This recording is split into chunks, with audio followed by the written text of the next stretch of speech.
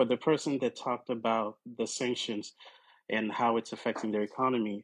how we view their economy, we're judging it by Western lenses and not necessarily by the Russian citizens or even how the Russian economy may function on a purchasing power parity level versus what their citizens are able to purchase versus, let's say, those in Europe and those in the United States. It's a completely different scale.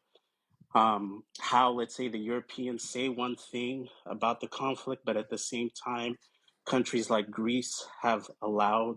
the shadow fleets to exist because they understand that in the game of real power politics, business still wins.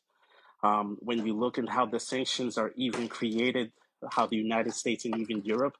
creates loopholes for countries like India, countries like China, countries like Singapore to be able to buy Russian oil, transfer it on a ship to ship transfer basis, and then resell it to the Europeans because they understand that they still have an interest in seeing their energy markets not completely